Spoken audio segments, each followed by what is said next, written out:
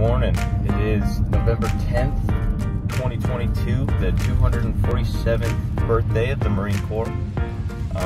It is 7 in the morning right now, headed to formation, then on the road to Myrtle Beach for my first and last Marine Corps ball. Good morning. How you doing? Thank you, do the same.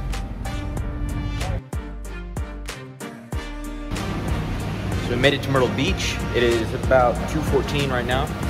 We're 4:14, gonna head up and check in. Kind of shitty weather, but it's all right. We'll be inside all night. Go from there.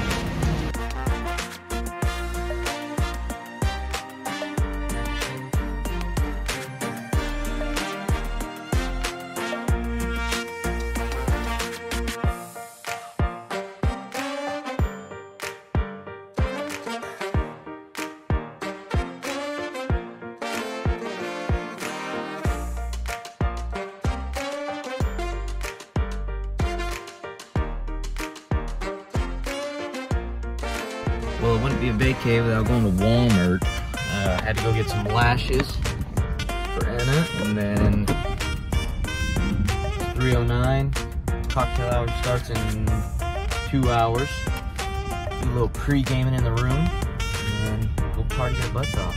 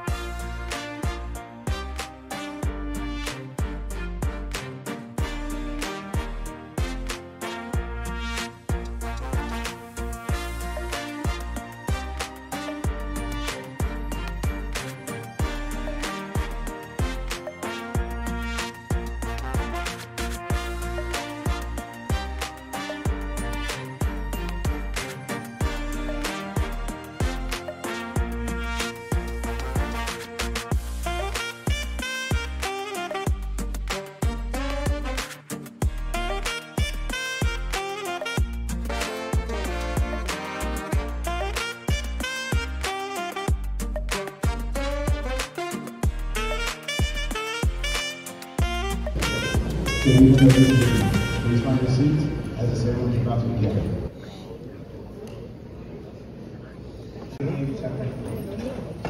Let us pray. Gracious God, on this glorious occasion, we gather together as Marines and loved ones, and even a few sailors, with a sense of joy and pride in our hearts. We gather proud of our heritage as Marines.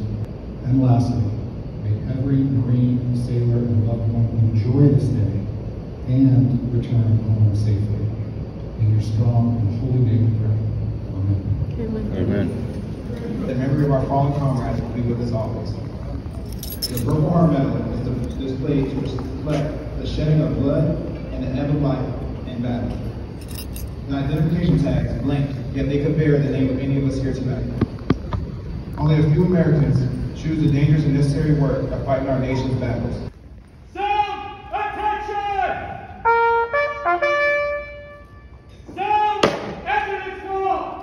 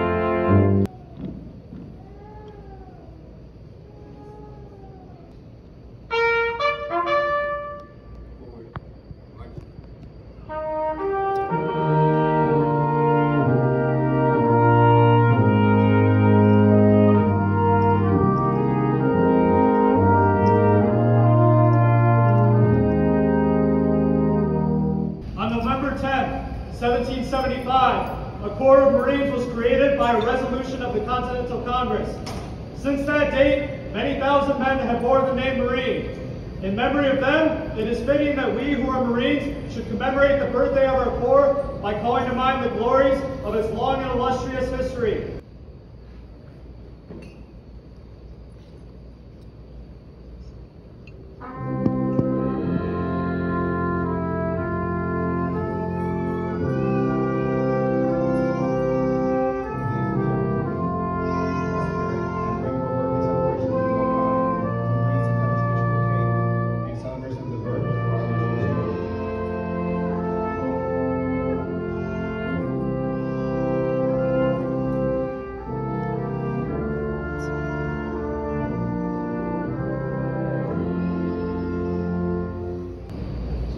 Ladies and gentlemen, please rise for retiring to Rutherford, dismissal of official party, and remain standing for the playing of solemnity and of the way in the Marine ceremony.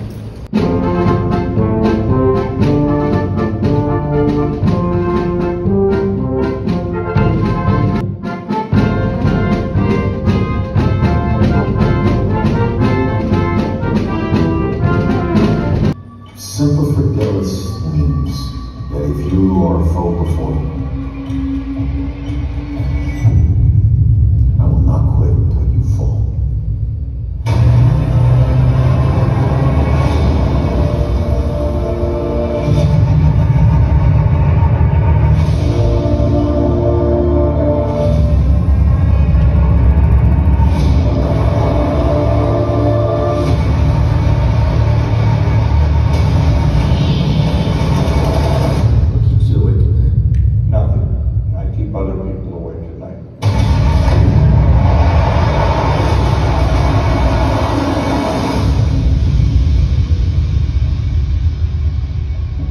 His current job is dual-hatted as the Commanding General of Marine Corps Warfighting Lab and the Vice Commander of the Office of Naval Research. So where force design meets action is in General Ellison's office. And sir, thank you for being here tonight.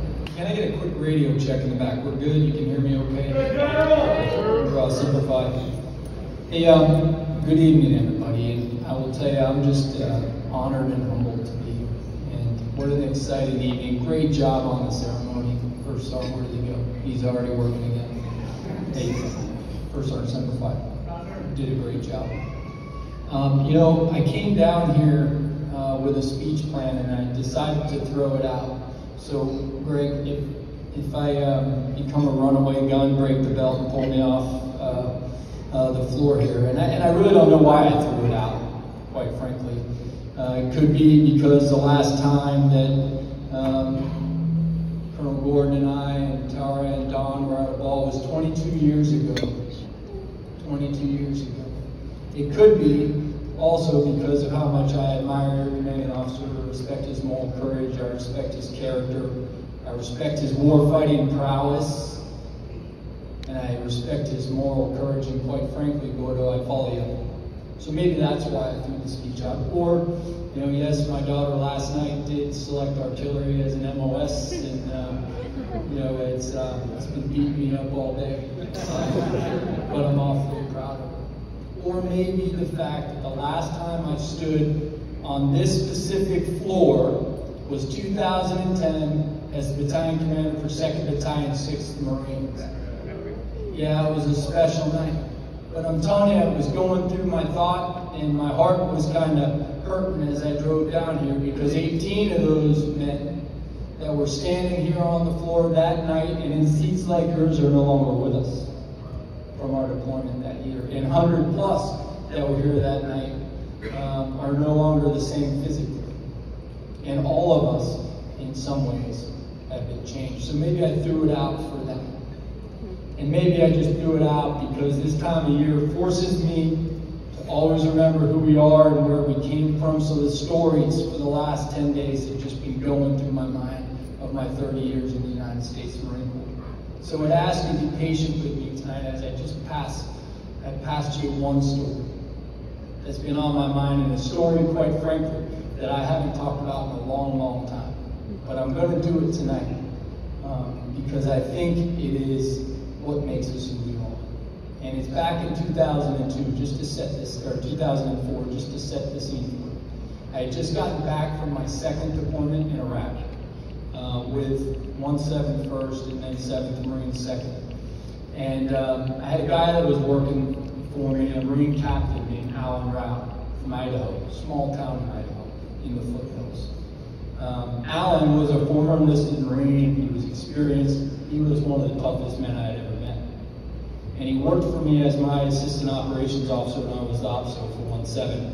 I went back, he stayed and took over command with 1/7. And I got a call when I got back that said he had been killed along with 2 other Marines that I had worked with in 1/7. And he was in an IED explosion in the HESCO barrier that quite frankly destroyed him to the point that he was unrecognized. And I was heartbroken. I had just left him probably 4 or 5 months before that, and he was prepping to go back, and he was ready, and he went, and he never came home. So his wife called me, Dawn, and she asked me if I could take him to his final resting place. And Marines, when they're asked to do something like that, you do it, because it's the right thing to do. And I will close, perhaps, by simply saying my favorite quote. It is that neither strength nor numbers bring victory in war. It's the unit that goes into battle stronger in their souls, that the enemy generally cannot withstand them. You can be the best unit in the United States Marine Corps training-wise, but the worst unit in the United States Marine Corps because you don't have a soul. That's never been a problem with the 6th Marine Regiment, ever. You are part of something special, and it's nights like this that are extremely important that we come together and we think about the past and the future, because you are the future. And the world's not getting safer. But if you have a soul and you go to combat together and you love those on your left and right, you will win. And I feel like I'm at home in the 6th Marine Regiment. So thank you. I'm honored to be here. Happy birthday, Semper Fidelis, and come home. Thanks.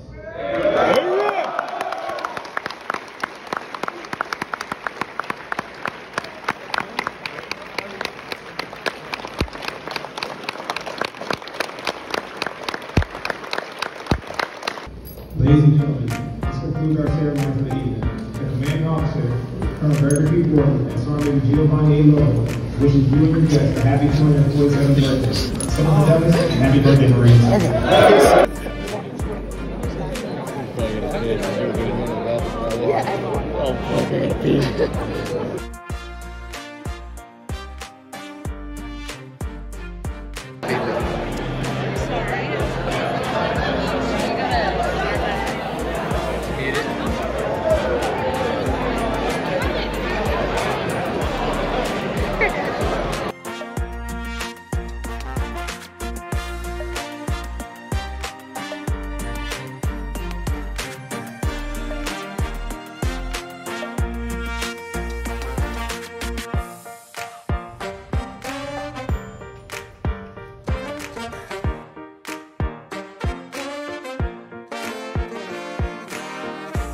Next morning at about 8:30. Not a bad view to wake up to. Good morning. I just finished breakfast at Waffle House. Headed to the boardwalk. We realized that was the Waffle House we came to last time we were here with Angie. And the only reason we figured that out was because we passed a hotel up here. And I was like, man, or Anna was like, man, that place looks rough. And ended up being the one we stayed at. So.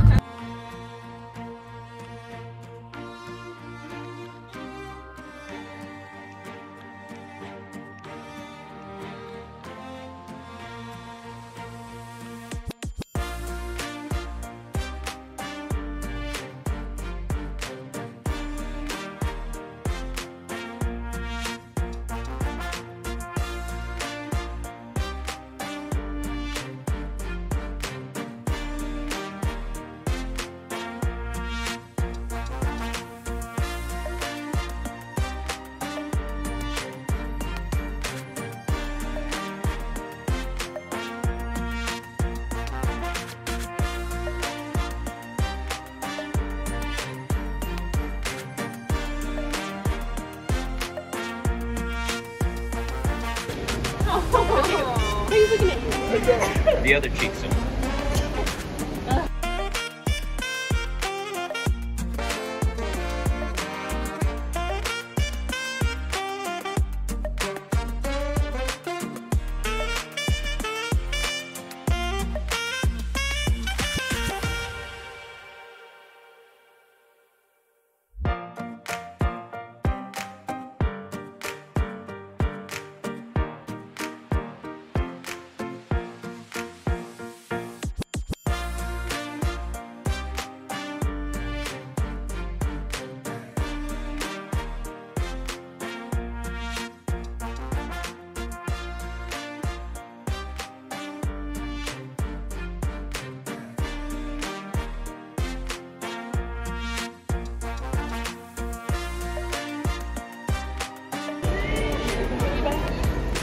Look, there's food.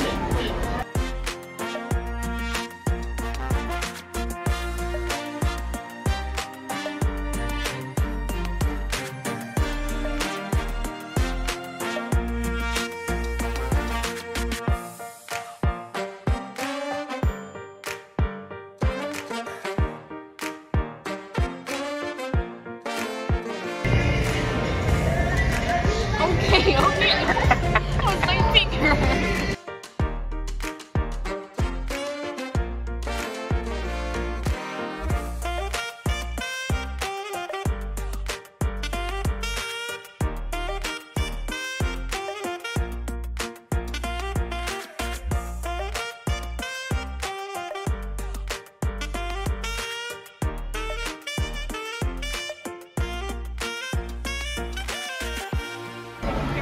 I'll take a picture with you. Great.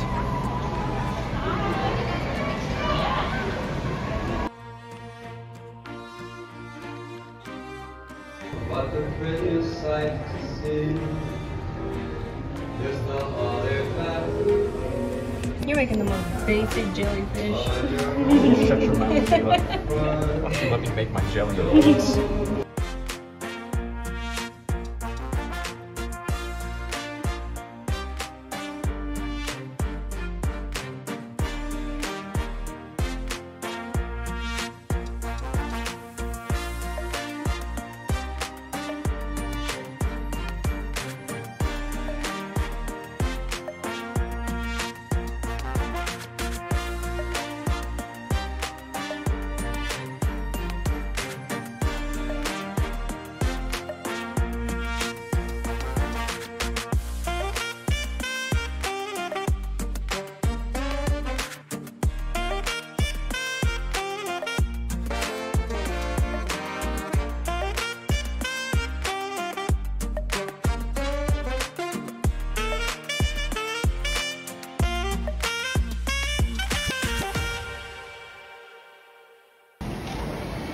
I'm not gonna be the only one.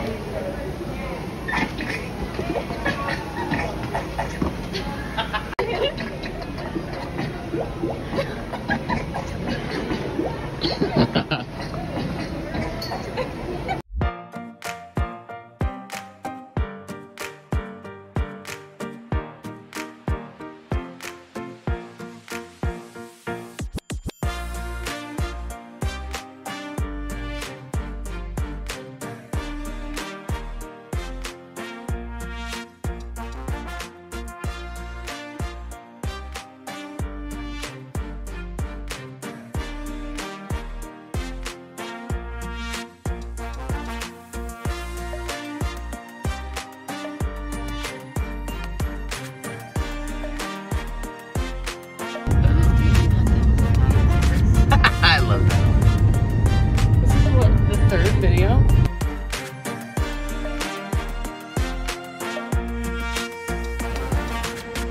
Getting everything all packed up. Final morning.